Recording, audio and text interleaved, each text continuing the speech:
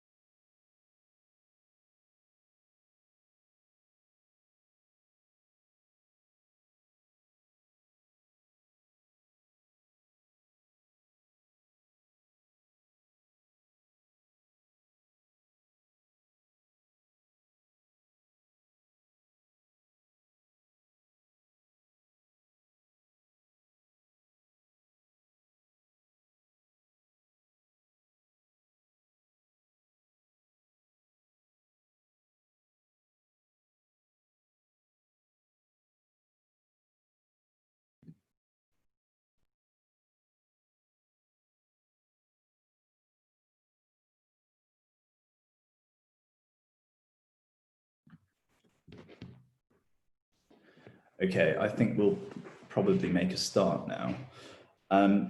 So good afternoon, and thank you for attending this webinar. Over the course of the next 30 minutes, possibly a little bit longer, I'll be outlining the so-called Forfeiture Rule, and then summarising 3 recent cases in which this rule and relief under the Forfeiture Act 1982 have been considered.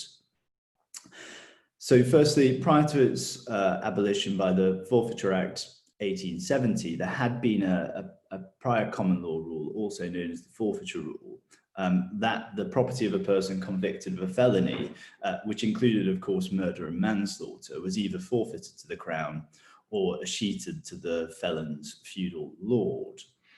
After the Forfeiture Act 1870, a new judge-made rule of public policy developed, also known as the Forfeiture Rule, and that's the rule with which we're now concerned, was developed to the effect that a person who commits murder or some forms of manslaughter is prevented from benefiting from their wrong. So, Joe, if we could turn to the next slide. So that rule was, the public policy for that rule was stated, for example, in Re Estate of Crippen, where Dr. Crippen infamously murdered his wife. And in that case, Sir James Evans said, it's clear that the law is that no person can obtain, enforce any rights resulting to him from his own crime. And he said the human mind revolts at the very idea that any other doctrine could be possible in our system of jurisprudence. However, there remain a number of doubts about the scope and application of the rule, or there have done. And in particular, while it's clear that the rule does not apply where a killer is found not guilty by reason of insanity, there is some dispute about whether the rule applies to all cases of manslaughter, and in particular, whether it applies to cases of manslaughter by diminished responsibility. So, Joe, if we could just turn to the next slide. For example, in the case of Graham Barr, in that case, the defendant had shot and killed the deceased during an altercation at the deceased's house, and he'd gone to the deceased's house with a loaded shotgun in search of his wife. His wife was actually not there, but he had correctly believed that she was having an affair with the deceased, and the deceased died in the altercation. The defendant was acquitted of murder, but the administrators of the deceased estate sued for damages. And the question, which is of relevance and came up, was whether the defendant was to be indemnified against any award of damages under an insurance policy that he had covering damages awarded for legal liability in respect of injuries caused by accidents. And at first instance, the judge held that any such insurance claim was barred by public policy, and the Court of Appeal agreed with that. Lord Denning, Master of the Rolls, holding that despite the jury's verdict of acquittal on the criminal charges, what the defendant had done had amounted to manslaughter for the purpose of the Forfeiture Rule on the balance of probability. And he approved the judgment of the judge below, and as set out on the slides, stated what he considered the test to be in terms of public policy, referring to an individual guilty of deliberate, intentional and unlawful violence or threats of violence. Of course, this was in an insurance rather than an inheritance context, but the public policy considerations should be the same. So from this, it can be seen that there may be some form of mens rea or intention requirement to the application of the Forfeiture Rule. Joe, if we could just turn to the next slide. So accordingly, and following that, in Re H, Mr. Justice Peter Gibson held that the Forfeiture Rule didn't apply to a husband convicted of manslaughter by diminished responsibility, where he killed his wife while severely depressed and on antidepressant drugs. The judge recited the intention requirements in Graham Barr that we've looked at, and said there's no authority binding on me that compels a test in a succession case, so that's the distinction between insurance and succession, but he had no hesitation in following that decision. He said the recent cases show that the courts have come to recognise that so varied are the circumstances which may amount to manslaughter that it would not be just to apply the Forfeiture Rule in every case of proof of manslaughter. So Joe, if we could turn to the next slide.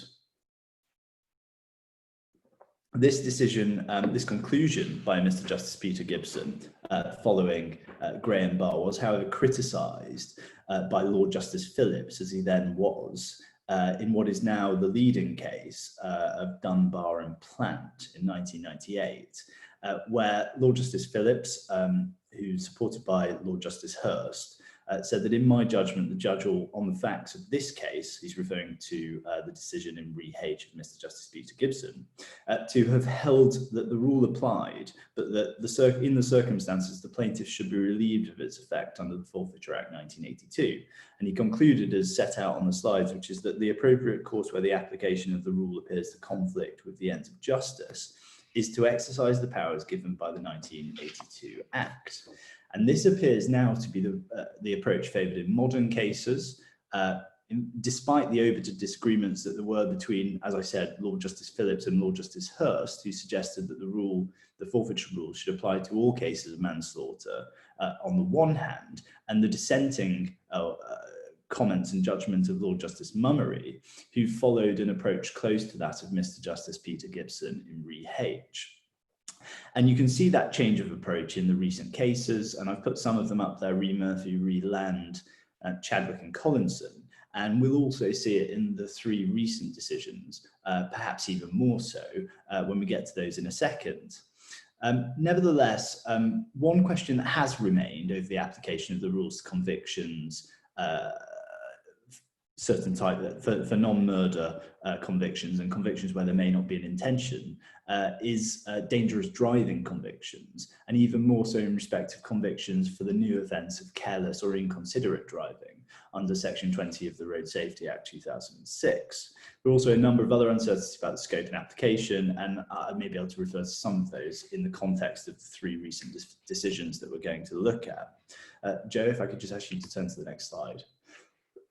Finally, before I just go through the Forfeiture Act as well, it's important to note the effect of the Forfeiture Rule when it applies, and how this has been clarified by the Estates of Deceased Persons Forfeiture Rule and the Law of Succession Act 2011, which is often overlooked by practitioners in its other application, which is to do with disclaimers, but is particularly clear in respect of forfeiture, and so now expressly provides that a person debarred by the forfeiture rule will be treated as having died immediately before the deceased for the purpose of construing his will or for the application of the intestacy rules. So, Joe, if we can turn to the next slide. Finally, before we look at the cases, turning to the Forfeiture Act itself. Section 1, and as you'll be aware, and as I've mentioned, this enables the court to modify the effect of the forfeiture rule when it applies. So Section 1, subsection 1, you'll see that there's no definition of the forfeiture rule in statute as such. It merely refers to the rule as in existence since the Forfeiture Act in the late 19th century. One thing worth noting in subsection 1, though, is the reference to it applying in certain circumstances, which rather supports the notion that there are forms of manslaughter and unlawful killing which do not engage the forfeiture rule in the first place without the need for relief. The second thing to note about section 1 is subsection 2. For the purpose of one of the three cases we're going to look at, re Ninian, are the words aided, abetted, counselled or procured the death, which obviously means that this can apply to cases of assisted suicide. Then, Joe, if we could turn to the next slide. Section 2 is the enabling part of the statute, if we call it that. In particular, subsection 2 sets out the test, which is effectively a wide discretion, which says the court won't make an order for relief unless it's satisfied that the justice of the case requires it to be so modified in that case. Subsection 3 will be relevant when we come to look at the case of Challen and Challen, and is important to be aware of generally, which is a time limit of 3 months beginning with the date of conviction, where there is a conviction, to apply for relief from forfeiture. And it will be noted that there is no statutory power to extend that time period, unlike, for example, the 1975 Act and Inheritance Act claims, with which many of us would be familiar. Subsection 4 just talks about the property to which the relief can apply. All of the things we really are concerned with: wills, intestacy, nominations, donatio mortis causa, and also beneficial interest in property. also relevant to joint property and property passing by survivorship. For space reasons, the other subsections of Section 2 are not on the slides, but it might just be worth reciting that Subsection 5 makes it clear that the relief can be whole or partial. So it may be that in a given case, relief should be of part of the assets which are subject to the forfeiture rule, although it's fair to say that the cases tend to be all or nothing. Joe, if we could just turn to the next slide. Section 3 just makes clear that the forfeiture rule doesn't preclude making applications under certain enactments, one of those being the 75 Act, another one that may be relevant to the Matrimonial Causes Act. There are some others which I haven't had space to put on the slide. And then importantly, Section 5 makes clear that the power to relieve a killer from the effects of the forfeiture rule doesn't apply to those who stand convicted of murder. So Joe, if we could go to the next slide. The first of the three cases I want to look at was decided in February 2019. The last two were decided actually in the last few months during the lockdown in April and May. But we'll look at Re Ninian first. Re Ninian was decided by Chief Master Marsh, as I say, in 2019, and it's an assisted suicide case. The background was that in 2013, Mr. Ninian was diagnosed with a progressive, incurable disease. And by August 2016, he contacted Dignitas, and he did that himself without his wife's knowledge. But Mrs. Ninian did become aware of this in a few months' time because she saw that he'd been on the Dignitas website, and when she posted his mail, as she needed to, she saw that he was sending letters to Dignitas. She didn't actually raise the subject with him, but in November 2016, he told her of her decision and asked her not to tell anyone else. And she initially didn't tell anyone else, but she did actively, in her evidence, she said, try to dissuade her husband from going through with his plan. In due course, Mr. Ninian asked Mrs. Ninian to help him with the administration required by Dignitas, and this included providing notarized copies of birth certificates, marriage certificates, passports, helping him provide a written statement as to his reasons for taking his life, provision of a copy of his medical records, and helping him make a payment, a digital transfer to Dignitas. Contemporaneous emails also evidence that Mrs. Ninian wasn't the author of this suicide, and that she tried to dissuade Mrs. Ninian and Mr. Ninian from going through with it. And there was also evidence to this effect from the notes of a consultant in palliative care. Mr. Ninian, having thought very hard about this, obviously also wanted to record his reasons for deciding to end his life, and he also wished to make a change to his will, primarily so that it would not be likely that anyone challenged the application for relief from forfeiture. And a solicitor was instructed and prepared that statement, which informed the court of the background circumstances, the evidence not being challenged in this case, and also executed the will. So in the will, he cut out his sister, who was getting a legacy, but gave her a lifetime gift instead, and cut out two charities as substitutionary residuary beneficiaries, and made Mrs. Ninian's brothers the substitutionary residuary beneficiaries on the basis that they were very unlikely and wouldn't challenge her application for relief from forfeiture. Mrs. Ninian then gave some further assistance, helped with the travel agents. She travelled to Zurich with Mr. Ninian, took him to as she had to because he couldn't fly on his own, took him to the appointments with the doctors that he had to go to again because he couldn't go on his own, and went to the Dignitas apartment where Mr. Ninian consumed the lethal substances, although she didn't administer them herself.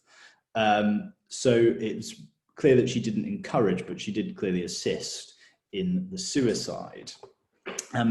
7 months later, the CPS told Mrs. Ninian that they were satisfied that the offence of assisting in suicide had been made out, or that there was enough evidence to bring that prosecution, but that they considered the prosecution would not be in the public interest, and so they were not going to bring it, and indeed they didn't.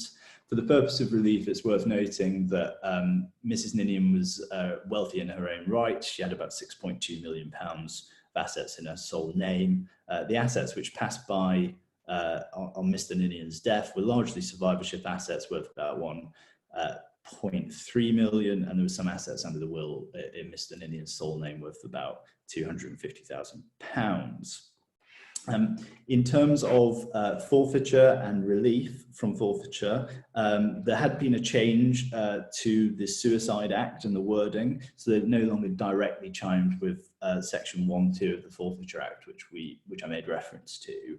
But the court, Chief Master Marsh, decided that the new provisions were merely to make the provision clearer, and they didn't make any change which meant that the Forfeiture Rule wouldn't be engaged by this offence.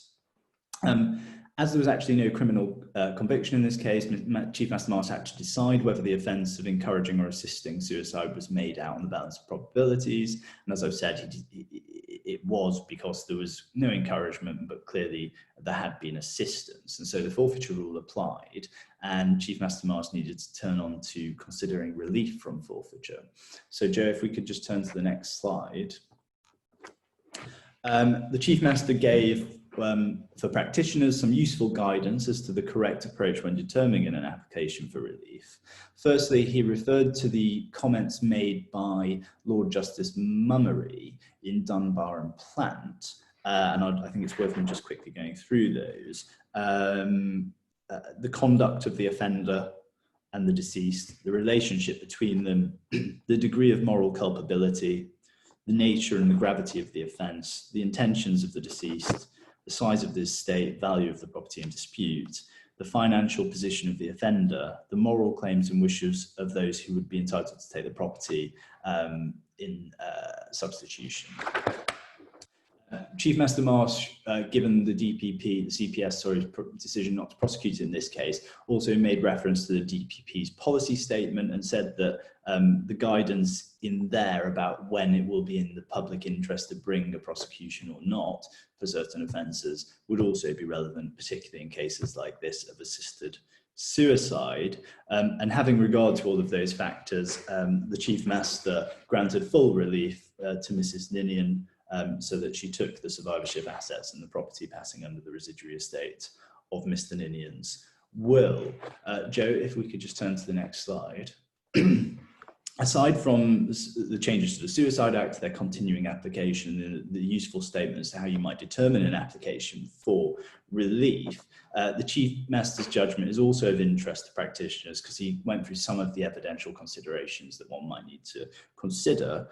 Firstly, he said that the court will need to be informed about the background to the claim with complete candour, and also about the CPS decision if that's there.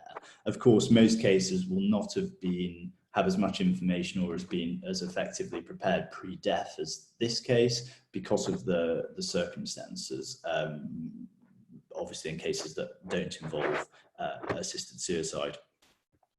The Chief Master said that where the claim is opposed, there'll need to be directions as to whether about cross-examination and whether the hearing should be before a master or a High Court judge, the trial that is, obviously given the seriousness of the facts to be found.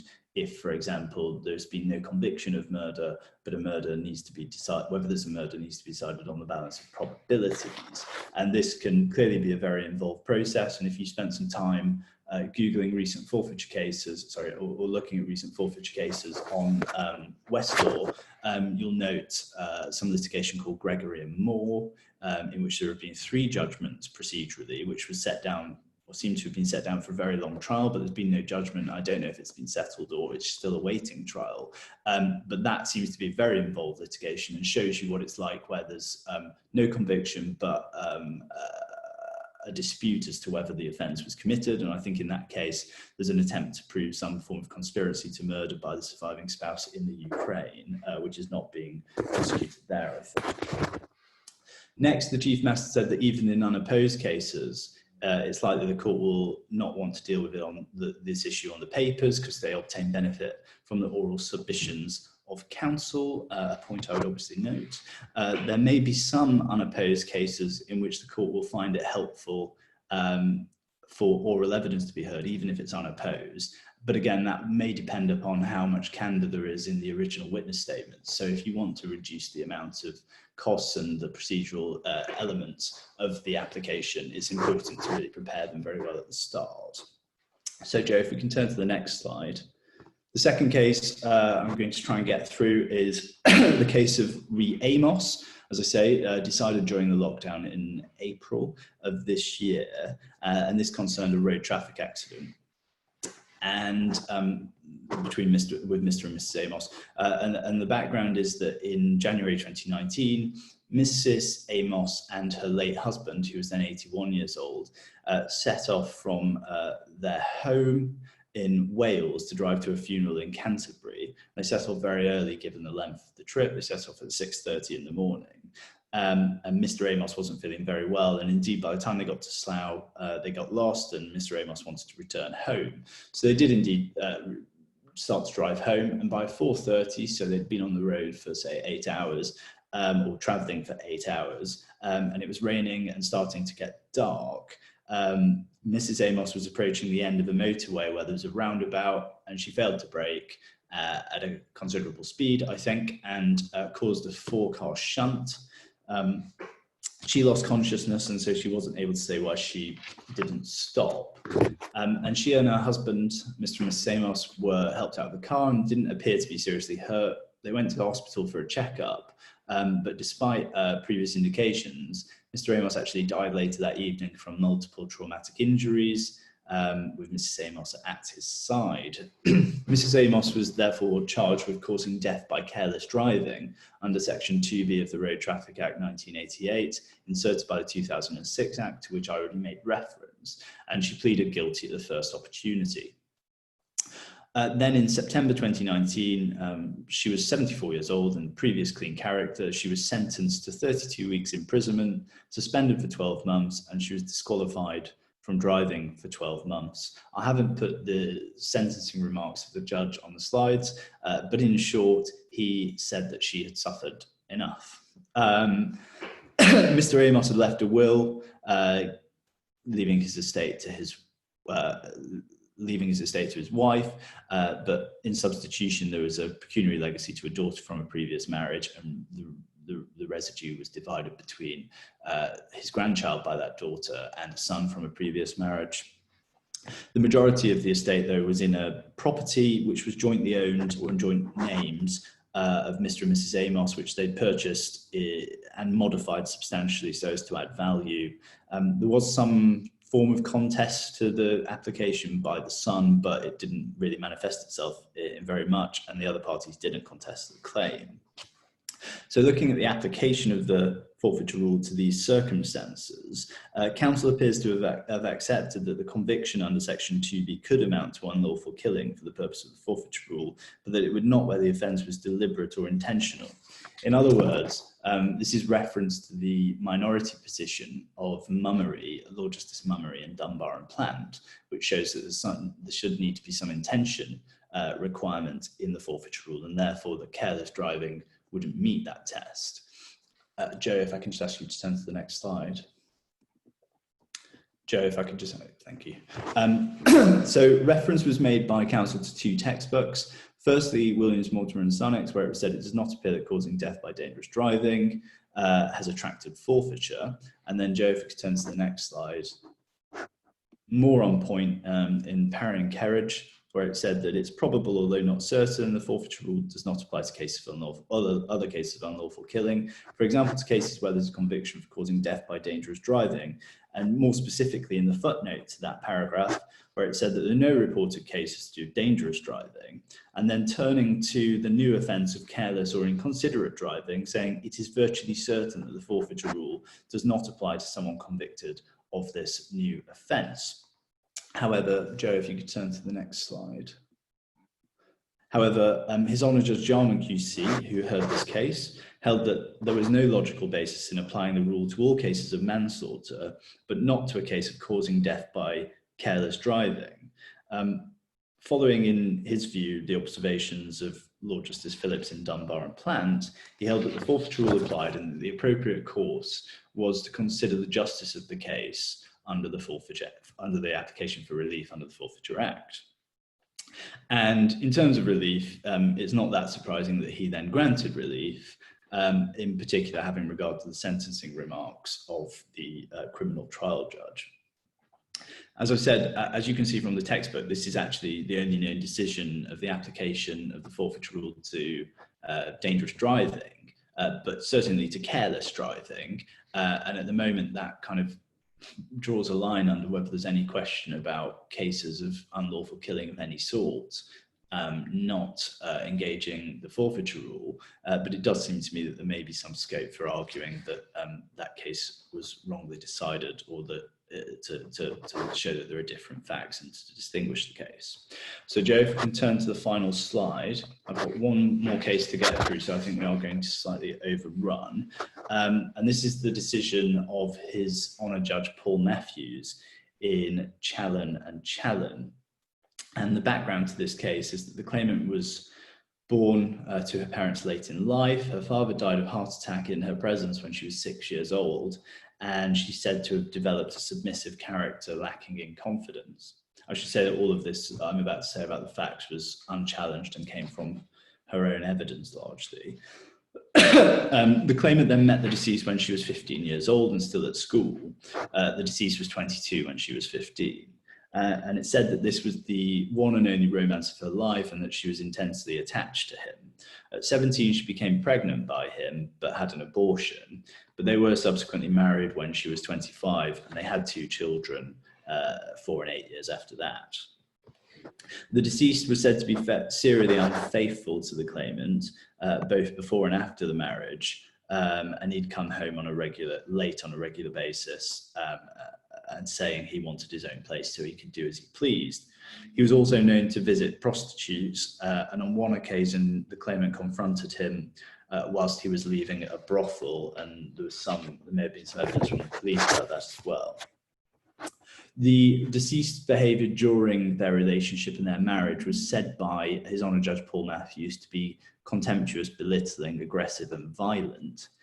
His response to any suggestion that the claimant would divorce him was that he would limit her access to their children, and he would ignore complaints about his behaviour, or insist that she was mistaken about things that she said she'd seen, which is now, I understand, to be referred to as gaslighting, and is certainly referred to as such in the judgment.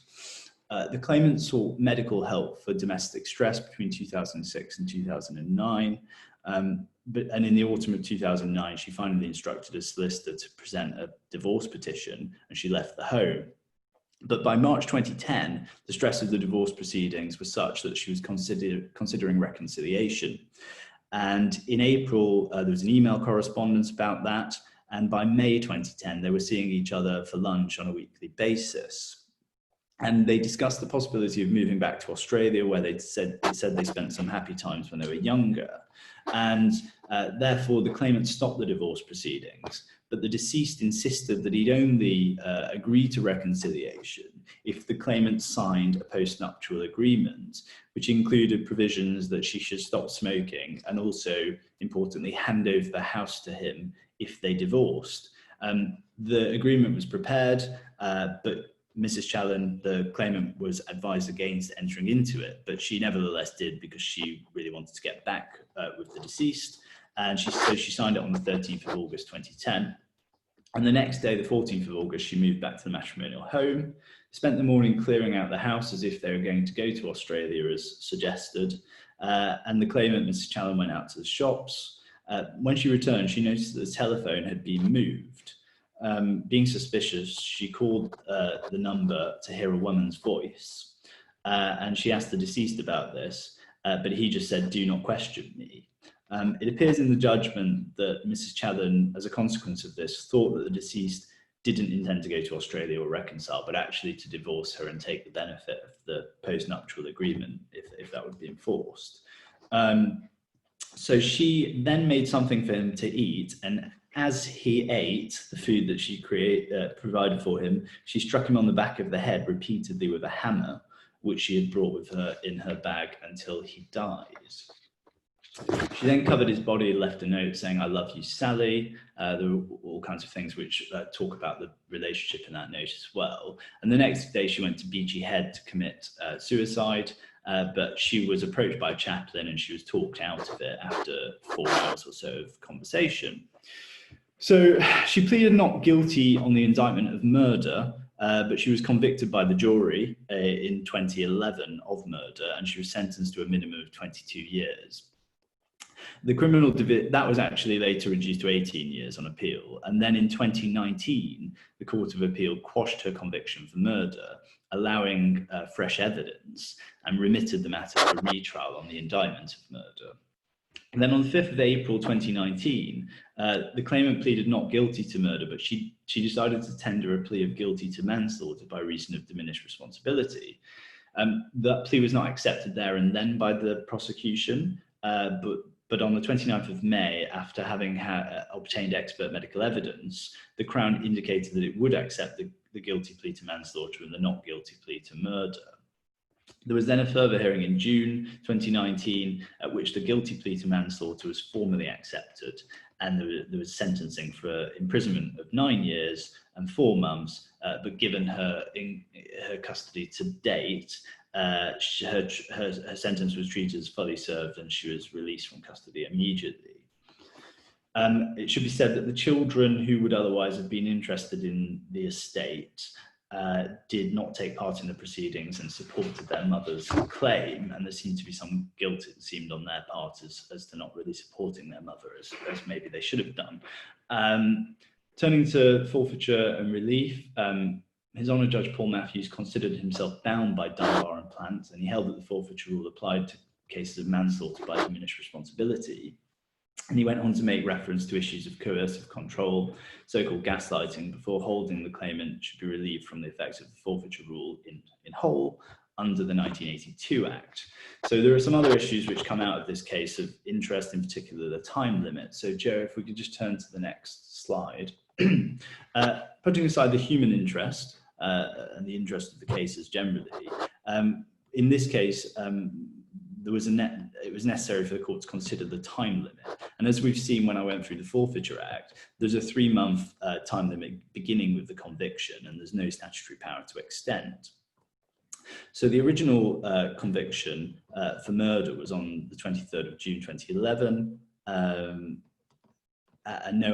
Sorry, I should say that obviously there was the original conviction for murder in 23rd of June 2011, and there was no application for relief under the Act made within 3 months of that date. The judge, however, decided that that wasn't relevant to the time limit in this case, because the time limit can only refer to an application which can actually be made for relief from forfeiture. And as we've seen, Section 5 of the Forfeiture Act means that you can't have relief for a conviction for murder. So he said that the time hadn't started running with the initial conviction by the jury in 2011. So turning to the time limit for the conviction for manslaughter, the timeline, as I've discussed when I went through the facts, basically are on the slide. So pleaded not guilty, but tendered a plea in April. That wasn't accepted. Then in May, it said it was willing to accept the guilty plea of manslaughter, but they weren't actually before the court when that happened. Then they went before the court on the 7th of June for the guilty plea to be formally accepted and for the claimant to be sentenced at the same time. And then in September 2019, the claim was made. So you can see that if the conviction referred to in Section 2(3) of the Forfeiture Act is the time when the guilty plea was accepted and sentencing took place, then the claim was in time. If, however, it was the time when she tendered the guilty plea, i.e. April, the claim was out of time. There had been some decision on this point by Mr. Justice Norris in Reed Land, but it appears that was just assumed and not argued. His Honour Judge Matthews therefore went into a lot of the criminal law on convictions and what can constitute a conviction. And he said that the word convicted cannot simply refer to the making of a plea by a defendant because of various things that have to happen in the process. So he held that the word conviction in Section 2(3) of the Act does not refer to the occasion of the plea of guilty being tendered, but to the occasion it's accepted and the defendant is sentenced. Because in this case, the acceptance and the sentencing happened at the same time, there was no need to consider which of those acts was actually the trigger. But he did comment obiter that it would likely to be the later date, the sentencing date, that was the date that triggered the 3-month time limit. Joe, if we could just go to the next slide. Finally, it's noteworthy from this case that the judge directed the claimants to contact HMRC to see if they wish to take part in the hearing, given that the relief would entitle the estate to spouse exemption and reduce the inheritance tax payable. The invitation was duly transmitted, but for those who do rectification claims, there was no real response from, you won't be surprised to hear there was no real response from the revenue. I'm not actually aware of this direction being made in other cases, but it is something that practitioners may want to think about when they put together an application for forfeiture and there is any kind of tax saving by seeking relief. So Joe, if we just go to the final slide. So just to kind of draw through some conclusions, it seems therefore from the cases that all cases of manslaughter are likely now to be treated as engaging the forfeiture rule. As I've said, I think there may be some scope for arguing that careless driving actually shouldn't engage the rule, but at the moment, the Re-Amos case is the only decision on that point, and it says that it does. So generally, it will be necessary to make an application for relief from forfeiture. As we've seen in Challen and Challen, this should be done in good time, but time may not start to run until the plea is accepted and arguably until sentencing, if that's how the conviction comes about. Much thought, of course, should be given to the evidence that should be adduced in a forfeiture application, and in particular to addressing all of the factors one by one set out by Lord Justice Mummery and Dunbar and Plant, and anything else that may be relevant, such as decision not to prosecute by the CPS. You'll also want to consider notifying HMRC and whether that's something you really want to do yourself first, or whether you'll wait for the directions. Of course, if you wait for the directions, it may be that there's an additional hearing. And you also need to consider the likely procedure. If it's a case where there's been a conviction, the offence needs to be made out, and whether or not the claim is opposed. So that's a very quick run through the law of forfeiture and 3 recent cases, which I hope was of interest to people. Given that I've slightly overrun, I don't think there'll be time for any questions, and indeed I can't see that there are any. So I'm going to call it a day there and say thank you for attending, and I hope to see some of you soon. Thank you very much. Goodbye.